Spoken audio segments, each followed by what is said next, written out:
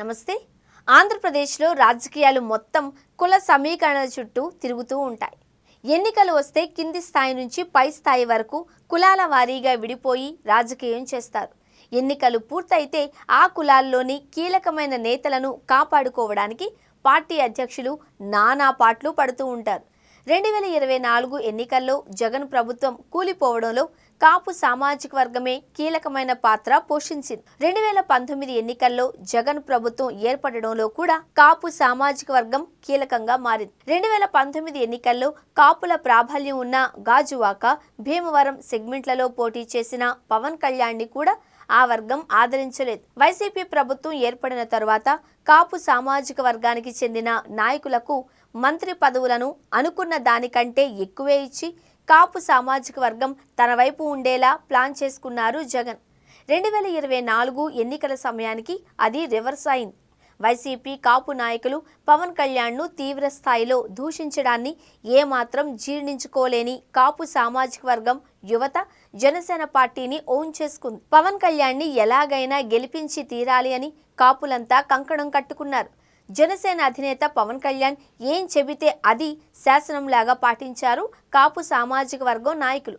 పవన్ కళ్యాణ్ టీడీపీకి మద్దతిచ్చి కూటమి కట్టి ఎన్నికలకు వెళ్లడంతో వైసీపీ అధికారాన్ని కోల్పోవడం మాత్రమే కాదు, కేవలం 11 సీట్లకే పరిమితమైపోయింది. ఎన్నికల తరువాత కూడా వైసీపీపై కాపుల వ్యతిరేకత కొనసాగుతూనే వస్తుంది. వైసీపీలో ఎంతమంది కాపు వర్గానికి చెందిన నాయకులు ఉంటారో అర్థం కాని పరిస్థితి నెలకొంది. ఇలాంటి పరిస్థితుల్లో దాన్ని చక్కదిద్దే పనిలో పడ్డాడు వైసీపీ అధ్యక్షుడు.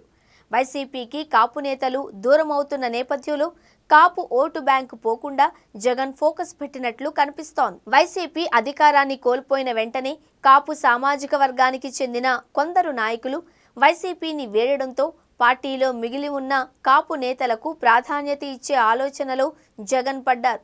2029 ఎన్నికల నాటికి లేదా జమిలి ఎన్నికలు వస్తే ఎన్నికల సమయానికి కానీ దూరమవుతున్న కాపు ఓటు బ్యాంకును తిరిగి తమ వైపు తిప్పుకునేలాగా జగన్ యాక్షన్ ప్లాన్ రెడీ చేస్తున్నట్లు తెలుస్తోంది. ముఖ్యంగా ఉత్తరాంధ్ర నుండి కోస్తాంధ్ర వరకు యాక్టివ్గా ఉండే కాపు నేతలు బయటకు వెళ్లకుండా వారిని యాక్టివేట్ చేసే పనిలో జగన్ వ్యూహాలు రచిస్తున్నట్లు పొలిటికల్ సర్కిల్స్లో వినిపిస్తోంది. 2024 ఎన్నికల్లో ఓటమి తరువాత జగన్ ప్రజాక్షేత్రానికి దూరమైన పార్టీని గాడిలో పెట్టే పనిలో పడ్డట్టు కనిపిస్తున్నారు. గత ఎన్నికల సమయంలో కాపు సామాజిక వర్గం వైసీపీకి పూర్తిగా దూరం కావడంతో ఇప్పుడు కాపు నేతలు వైసీపీని వీడకుండా ఆయన జాగ్రత్త పడుతున్నట్లు కనిపిస్తున్నారు. నా ఎస్సీ, నా బీసీ, నా ఎస్టీ అంటూ 5 ఏళ్లు రాజకీయం చేసిన వైసీపీ అధ్యక్షుడు ఇప్పుడు రాజకీయంగా పవన్ కళ్యాణ్ను టార్గెట్ చేయడానికి కాపు సామాజిక వర్గానికి అధిక ప్రాధాన్యత ఇస్తున్నారు. గతంలో కాపు సామాజిక వర్గానికి చెందిన పేర్ని నాని, కురసాల కన్నబాబు, అంబటి రాంబాబు లాంటి నాయకులను టీడీపీపై చంద్రబాబు, లోకేష్లపై విమర్శలు చేయడానికి, గుడివాడ అమర్నాథ్ లాంటి నాయకుడిని పవన్ కళ్యాణ్ను టార్గెట్ చేయడానికి జగన్ బాగానే వాడుకున్నారు. 2024 ఎన్నికలకు ముందు కాపు ఉద్యమకారుడు ముద్రగడ పద్మనాభం లాంటి వాళ్లను పార్టీలో చేర్చుకుని కాపులను ఆకట్టుకునే బాధ్యత కూడా అప్పగించారు. అదే సమయంలో కాపు సంక్షేమ సంఘం అధ్యక్షుడు, మాజీ ఎంపీ హరిరామ జోగయ్య లాంటి వాళ్లు కూడా వైసీపీకి పరోక్షంగా సహకరించారు. కాపు సామాజిక వర్గంలో ఉన్న కీలకమైన నాయకులను వైసీపీలో జాయిన్ చేసుకున్నా పరోక్షంగా కొందరు కాపు నాయకులు వైసీపీకి సహకరించినా కూడా కాపు ఓటర్లు కనికరించకపోవడంతో వైసీపీ అధినేత డైలమాలో పడ్డారు. ముఖ్యంగా 2024 ఎన్నికల తరువాత కాపు సామాజిక వర్గానికి చెందిన కొంతమంది నాయకులు వైసీపీకి రామ్ చెప్పి టీడీపీ గూటికి వెళ్లిపోతూ ఉండడంతో వైసీపీ అధినేత జగన్ ఇప్పుడు కాపు సామాజిక వర్గానికి చెందిన నాయకులకు అత్యధిక ప్రాధాన్యత ఇచ్చే ఆలోచనలు చేస్తున్నట్లు తెలుస్తోంది.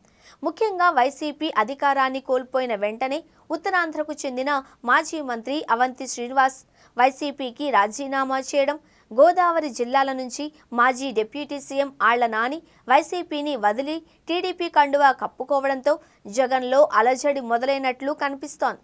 ఇప్పటికిప్పుడు పవన్ కళ్యాణ్పై కాపు సామాజిక వర్గంలో వ్యతిరేకత ఎలాగూ పెరగదు.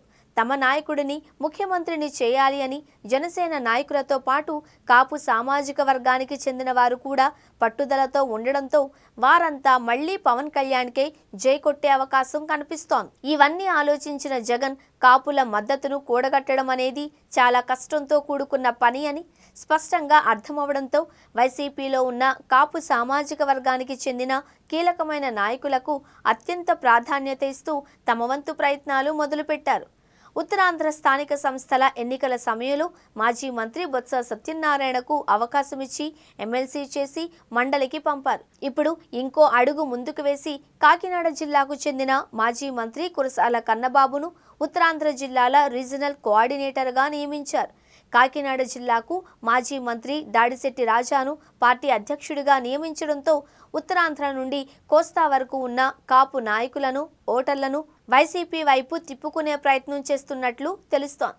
అయితే కాపు సామాజిక వర్గంలో పవన్ కళ్యాణ్పై అంతులేని అభిమానం కనిపిస్తుంది. ఆ వర్గానికి చెందిన మొదటి ముఖ్యమంత్రిగా పవన్ను చూడాలి అని వారంతా భావిస్తున్నారు. ఈ నేపథ్యంలో పవన్ కళ్యాణ్పై వారిలో ఇప్పట్లో వ్యతిరేకత వచ్చే అవకాశం లేదు అన్న అభిప్రాయం ఉంది. కాబట్టి జగన్ ఆలోచనలు ఏ స్థాయిలో వర్కౌట్ అవుతాయి అనేది డౌటే అంటున్నారు.